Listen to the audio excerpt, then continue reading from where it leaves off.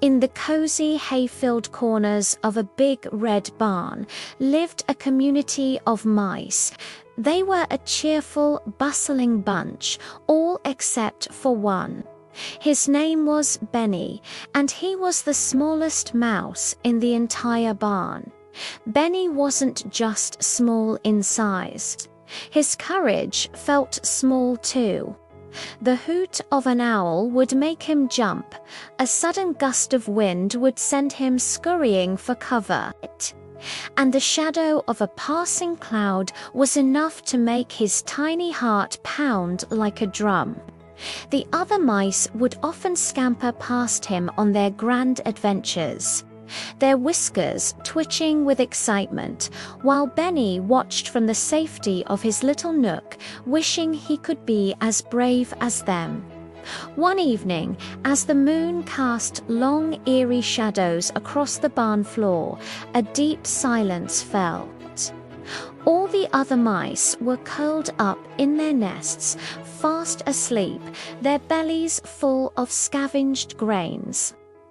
But Benny couldn't sleep. A strange feeling, a cold prickle of unease, kept his eyes wide open. He peered out from his hideaway, his nose twitching, trying to catch a scent of what was wrong. And then he saw it. A pair of gleaming green eyes, cutting through the darkness like two sharp emeralds. A sleek, shadowy figure, moving with a silent, terrifying grace. It was Silas, the old farm cat, a legendary hunter whispered about in hushed, fearful tones. Silas had slipped into the barn, silent as a phantom, his paws making no sound on the dusty floorboards. He was a master of stealth, and his eyes were fixed on the sleeping mice, his tail twitching in anticipation. A wave of pure terror washed over Benny. His first instinct was to freeze, to shrink back into the shadows and hope the cat wouldn't see him. His legs trembled so much he thought he might collapse. He could hear the blood rushing in his ears, and every part of him screamed to run and hide. He watched as Silas crept closer and closer to his family, to his friends, who were all completely unaware of the approaching danger. It was in that moment, paralyzed by fear, that Benny's gaze fell upon a small, forgotten object hanging from a rusty nail on the barn door. It was a tiny brass bell left behind by one of the farmer's children long ago. The other mice considered it just a piece of junk, but Benny had always been fascinated by it.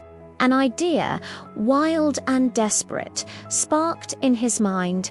It was a terrifying thought, one that would mean leaving his hiding spot and running directly into the open, right into the path of the predator. He would have to be loud, incredibly loud, and draw all the attention to himself. Taking a shaky breath, Benny thought of his friends. He thought of their laughter and their shared meals. He knew he couldn't just watch them get hurt. Squeezing his eyes shut, he darted out from his hiding place. His tiny feet pounded against the wooden floor, a frantic rhythm in the dead quiet of the barn. Silas's head snapped around, his green eyes locking onto the tiny, moving target. The cat hissed, surprised by the mouse's audacity. Benny didn't dare to look back. He scrambled up a pile of old sacks, his claws finding purchase in the rough fabric, his heart feeling like it would burst from his chest.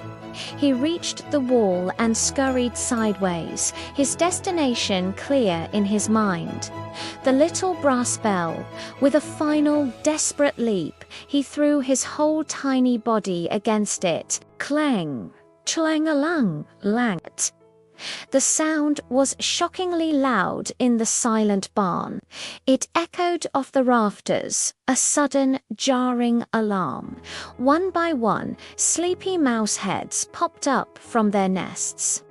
Their eyes widened in panic as they saw Silas, momentarily frozen by the unexpected noise. Squeaks of alarm filled the air as the mice scattered in every direction, diving into cracks in the walls and vanishing under the floorboards to safety.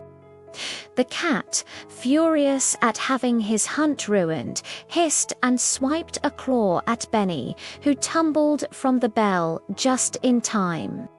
He scrambled away, his fur bristling, and disappeared into a tiny hole at the base of the wall, his heart still hammering. From the safety of the darkness, he watched as Silas, defeated and annoyed, stalked out of the barn and vanished back into the night. Slowly, the other mice emerged, their whiskers trembling.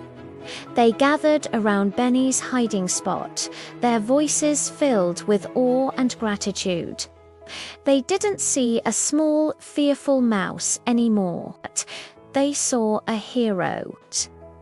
That night, Benny learned something important. Bravery wasn't about not being afraid. He had been more scared than he had ever been in his life. Bravery, he realized, was about being terrified, but doing what needed to be done anyway. And from that day on, Benny the brave mouse, though still the smallest, stood tallest of them all. Thanks for watching our story today. If you enjoyed it, please give us a like and subscribe for more adventures.